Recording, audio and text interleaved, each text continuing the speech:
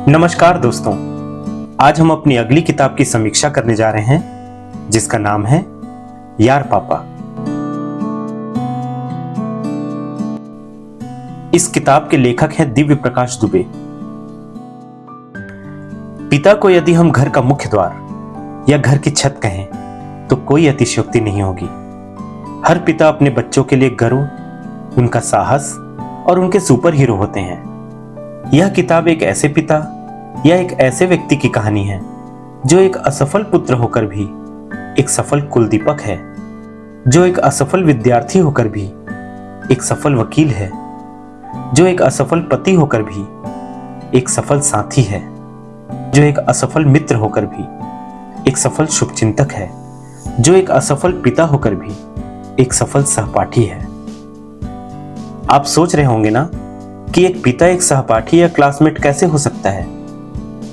तो बस कहानी यहीं से शुरू करते हैं। यह कहानी एक मनोज नामक पुत्र, विद्यार्थी, मित्र, पिता, पति और अपनी पुत्री के सहपाठी की है, जो देश का एक जाना पहचाना वकील है, जिसके नाम से ही यह मान लिया जाता है कि केस का परिणाम क्या होने वाला है। इतना काबिल होने के बाद भी वह जीवन के उन पड़ाव पर अकेला खड़ा होता है जहां पर उसकी तारीफ करने वालों में कोई उसका अपना नहीं होता।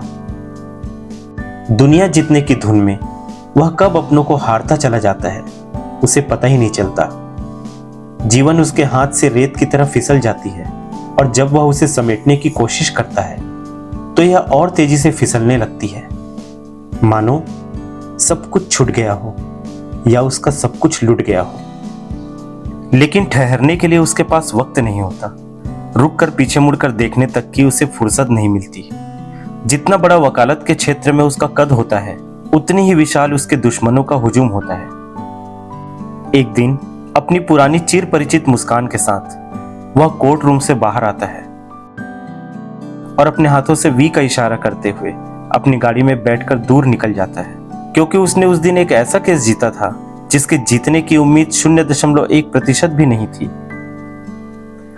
वह जब जा रहा होता है तो उसे लगता है कि वह कहां जा रहा है, किसके साथ और किसके लिए जा रहा है, या इतना किसके लिए भाग रहा है।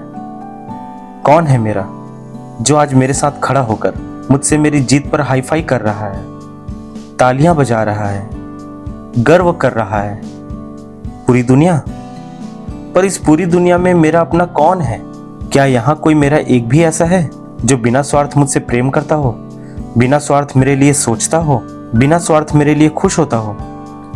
ऐसा सोचने के दौरान उसे अपने दोस्त की याद आती है, जो कॉलेज के जिगरी में से एक है, जिसके पास वो अक्सर जाया करता है। इस दोस्त की भी अपनी एक अलग कहानी है। ये साहब IAS अधिकारी हैं, परंतु इनके जीवन का आनंद भी इनसे कोसों दूर है। कारण चाहे जो हो, परंतु ये अपना पारिवारिक दायित्व निभाने में मनोज से अधिक श्रेष्ठ है। वो कहते हैं ना, कभी किसी को मुकम्मल जहां नहीं मिलता, कहीं जमीन तो कहीं आसमान नहीं मिलता। बस इनकी कहानी अंत तक आपको इस गाने को सार्थक करती हुई प्रतीत होगी। खैर, अब बात करते हैं मनोज और उसके दोस्त के मिलने की। मनोज अपने दोस्त से मिलकर काफी अच्छा महसूस करता था, क्योंकि उसके अलावा फिलहाल उसके पास कोई अपना था नहीं जो उसे समझ पाए। दोनों ने खूब बातें की और कब शाम से रात और रात से सुबह हुई किसी को पता ही नहीं चला।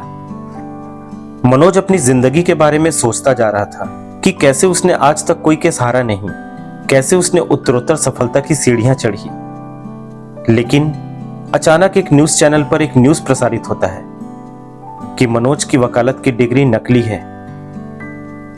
आलोचना समालोचना का दौर शुरू हो जाता है। सबके आश्चर्य का ठिकाना नहीं रहता, यहां तक कि उसकी पत्नी, जो बिना किसी लड़ाई के मनोज और उसके घर को त्याग कर चली गई है, और मनोज ने भी उसके इस फैसले को सम्मानपूर्वक स्वीकार किया है, उसे भी इस बात की खबर नहीं है कि उसकी वकालत की डिग्री फर्जी है। यह सब मनोज सोचता है। साथ ही यह भी कि हम 3 दोस्तों के अलावा इस बात को कोई नहीं जानता। तो आखिर यह बात मीडिया को बताई किसने? मेरे 2 दोस्त गजेंद्र और मीता मेरे लिए जान दे सकते हैं, उनके अलावा यह बात सिर्फ मैं जानता हूं। तो फिर कौन?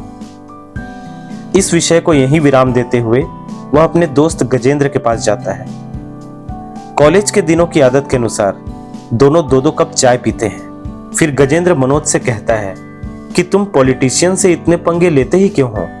देखा, सब राज बाहर आ गया।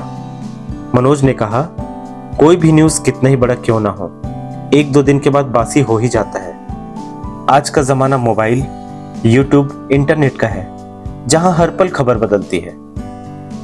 इस दुविधा से निपटने के लिए मनोज और गजेंद्र हल ढूंढते हैं और मनोज सीधे जज साहब से अपॉइंटमेंट लेता है कि उसे अपनी डिग्री पूरी करनी है, भले ही उसके बाद उसे वकालत न करने को आदेशित किया जाए, परंतु उसे अपनी गलती सुधारनी है।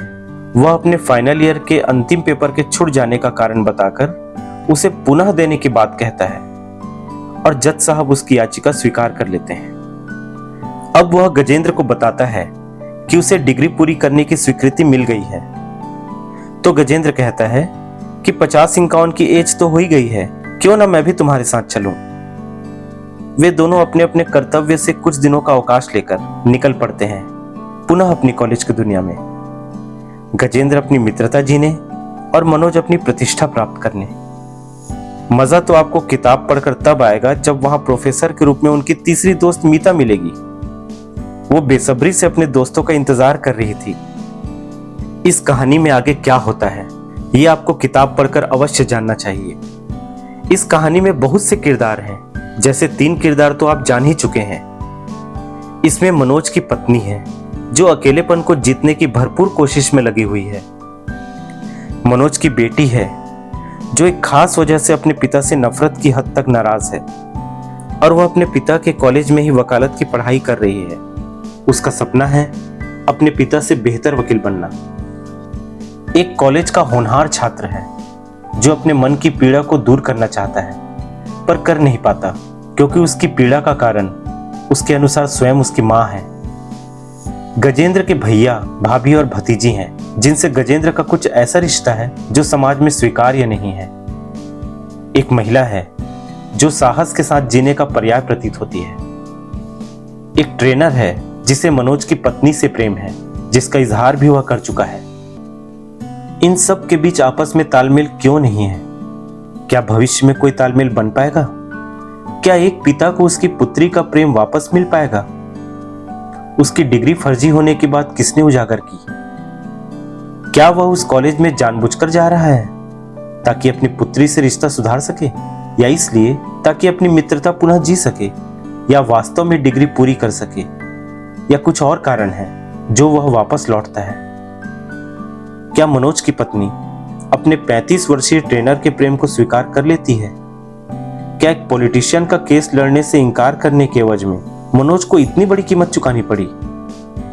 इन सभी सवालों के जवाब आपको इस किताब में मिल जाएंगे, परंतु इसके लिए आपको किताब पढ़नी होगी। ये किताब खुद एक चलता फिरता किरदार है जिसमें सभी पात्रों के साथ न्याय किया गया है, सभी को बराबर महत्व प्रदान किया गया है। हर किरदार का अपना एक दुख है, परंतु सभी अपने कर्तव्यों के लिए पूर्ण रूप से समर्पित प्रतीत होते हैं। सभी जीवट और जीवन के प्रति सजग लगते हैं। इस किताब से आपको सीखने को मिलेगा कि उम्र केवल एक नंबर मात्र है। जीवन का मजा कभी भी कहीं भी लिया जा सकता है। आप देखेंगे कि कैसे देश का सबसे जाना माना वकील भी अपने से आधी उम्र के विद्यार्थियों का दोस्त बन जाता है, पर क्या वह अपनी स्वयं की पुत्री के लिए यार पापा बन पाता है? इस रहस्य को जानने के लिए अवश्य पढ़ें यार पापा। इस किताब में 2 किरदार ऐसे भी हैं जिन्हें आपसे हमने पूर्ण रूप से छिपा कर रखा है, क्योंकि दोनों किरदारों के बिना यह किताब पूरी हो ही नहीं सकती। और वो किरदार कौन कौन है, आप कृपया कमेंट करके हमें अवश्य बताएं। इससे हम भी जानेंगे कि हमारे श्रोता कितने सजग पाठक हैं। धन्यवाद।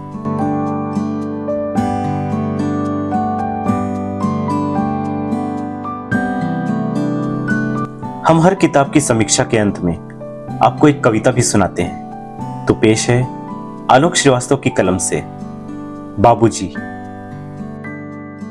घर की बुनियादें दीवारें बामोदर थे बाबूजी, सबको बांधे रखने वाला खास हुनर थे बाबूजी। घर की बुनियादें दीवारें बामोदर थे बाबूजी, सबको बांधे रखने वाला खास हुनर थे बाबूजी। 3 मोहल्लों में उन जैसी कद काठी का कोई न था। 3 मोहल्लों में उन जैसी कद काठी का कोई न था। अच्छे खासे ऊंचे पूरे कद्दावर थे बाबूजी। अब तो उस सूने माथे पर कोरेपन की चादर है। अब तो उस सूने माथे पर कोरेपन की चादर है। अम्मा जी की सारी सज धज सब जेवर थे बाबूजी। भीतर से खालिस जज्बाती और ऊपर से ठेठ पिता। भीतर से खालिस जज्बाती और ऊपर से ठेठ पिता। अलग अनूठा अनबूझा सा एक तेवर थे बाबूजी। कभी बड़ा सा हाथ खर्च थे, कभी हथेली की सूजन। मेरे मन का आधा साहस आधा डर थे बाबूजी। कभी बड़ा सा हाथ खर्च थे, कभी हथेली की सूजन। मेरे मन का आधा साहस आधा डर थे बाबूजी।